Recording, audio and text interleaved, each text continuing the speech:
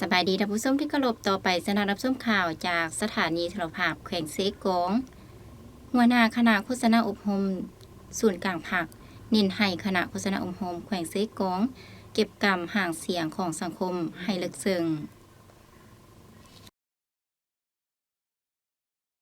ในการลงติดตามสุกอยู่เวียกงานอยู่แขวงเซกง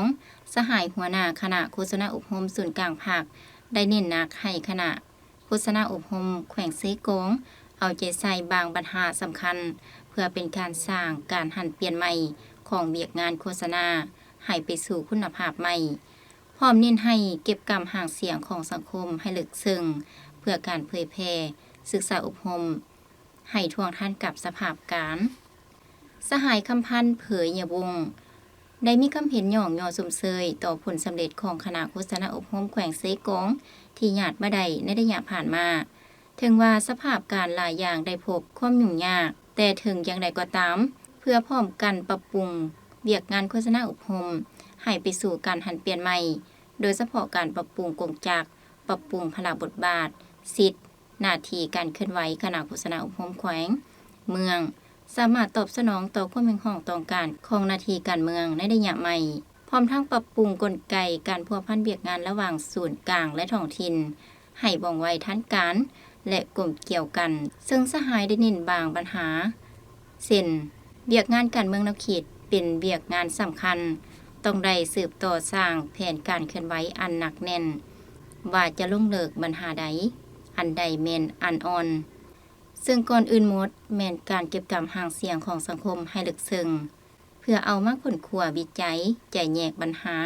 เพื่อสร้างเป็นแผนการเป็นมติหรือคำสั่งของคณะประจำภาคแขวงหรือคณะบริหารงานภาคแขวงเพื่อให้บรรดาแขนงการต่างๆเอาเข้าในแผนการเคลื่อนไหวดำรงชีวิตในหน่วยภาคเพื่อการเผยแพร่ศึกษาอบรมให้ท่วงทันกับสภาพการโดยเฉพาะคำใส่ให้ปลายสีโจมตีการนำพาของภาครัฐเพื่อให้ประชาชนสันคนต่างๆมีความไว้เนื้อเชื่อใจเชื่อมั่นต่อการนำพาของภาคเวียกงานปรับปรุงกงจักรการจะตั้งแม่นให้แขวงขนครัวเพื่อให้แขวงเซกองเป็นเจ้าการในการสี่นำพาหนะสื่อมวลชนของแขวงเป็นต้นวารสารเซกองวันใหม่นอกจากนั้นเรื่องวิทยุโทรโคงของเมืองของบ้านต่างๆก็ต้องให้เป็นเจ้าการในการกวดกาสี่นำทั้งด้านเหนือในทั้งด้านหูการและพร้อมเดียวกันนั้นก็ค้นคว้าวิทยาศาสตร์ค้นคว้าแนวทางนโยบายต่างๆต้องแม่นโฆษณาอบรมเป็นเจ้าการเพื่อช่วยการนำพาของแขวง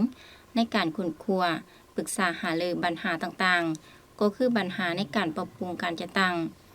อยากให้ค้นคว้าว่าอันใดควรให้มีการสืบต่อปรับปรุงเพื่อให้เหมาะสมกับสภาพการใหม่ 3. สำหรับเวียกงานโฆษณาปาฐกถาแม่นเป็นอีกเวียกงานหนึ่งที่สำคัญในระยะผ่านมาคณะโฆษณาอบรมได้เฮ็ดเอกสารปาฐกถาต่างๆส่งให้แต่ละแขวงแม่นให้คณะโฆษณาอบรมแขวงนำเอาไปปรับปรุงเอาเนื้อในตัวจริงของแขวง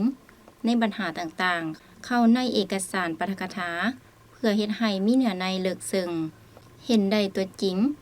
จึงจะได้รับความสนใจจากสังคมตัวจริง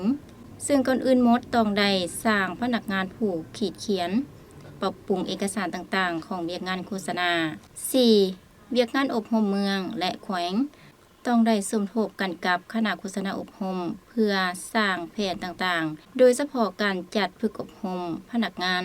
แม่นต้องให้มีการอบรมในหลายระดับทั้งเป็นการโฆษณาทางเสียงก็คือมีคนไปเว้าหรือปาฐกถาและการโฆษณาด้วยเนื้อในรูปภาพการเคลื่อนไหวด้วยการดำรงชีวิตป้ายคำขวัญต่างๆด้วยวรรณคดีการแสดงศิลปะให้สังคมพร้อมกันนั้นก็ค้นคว้าศึกษาอบรมเสื่อมซึมอยู่หลายระดับคืออยู่โรงเรียนในสังคมและเขตชนบทห่างไกลศอกเด็กซึ่งต้องได้ค้นคว้าหันเอาเนื้อในตัวจริงของท้องถิ่นการเคลื่อนไหวดำรงชีวิตตัวจริงของเขาเจ้าเสื่อมซ่อนเขาในการโฆษณาอบรม 5. เวียกงานเก็บกรรมห่างเสียงสังคมให้สืบต่อเป็นเจ้าการในการติดตามสภาพตัวจริงมีตารางเคลื่อนไหวทุกอาทิตย์เพื่อมาส่องแสงวิเคราะห์วิจัยแต่ละปัญหา และมารายงานคณะประจำภาคแขวงโดยเฉพาะเลขาภาคแขวงห้องเลขาภาคแขวงผู้สินำเวียกงานดังกล่าวนี้เพื่อมีวิธีในการตอบโต้แก้ไขปัญหาต่างๆให้ทันเวลา